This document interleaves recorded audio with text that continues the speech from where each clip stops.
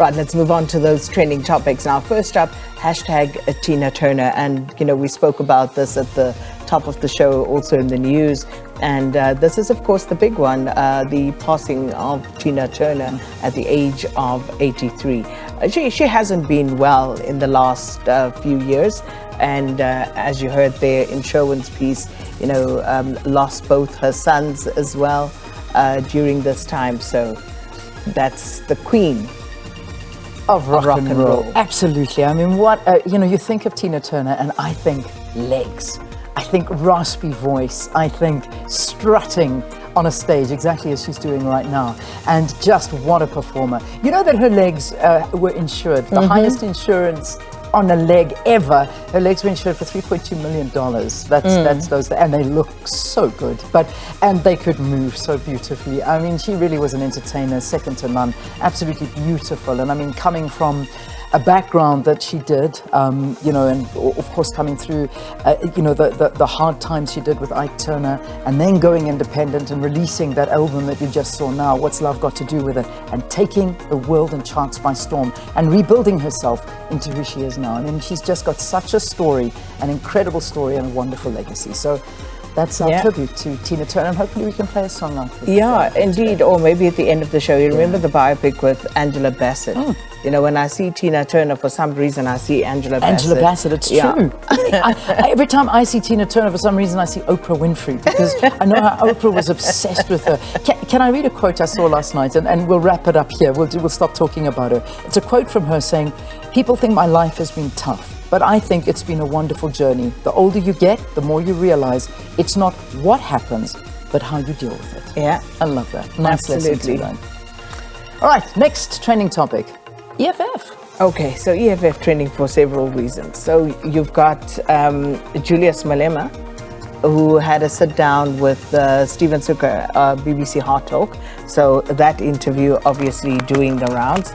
And then you also had EFF in the city of Tshwane Council, members of the EFF yesterday trying to get the speaker and the mayor to drink water from Hammanskraal in order to prove that the water is actually safe for human consumption, which it didn't happen. You saw in the news there, Mayor Celliers-Brugge saying, people are politicking, but that is the reality. The politicians have been politicking around the matter while people are dying. Yeah. And then there was also another EFF story in Ekurhuleni, where there was one of their candidates, because yesterday was by-election day, and one of their candidates there, Lulu Lorraine de Beer, she was the EFF candidate in Ekurhuleni, Elandsfontein, and the EFF there went from 4% to 26%. Sure. And, Wayne Sussman talking about that, saying the EFF beat the ANC for third place in a traditional DA stronghold. Amazing. So,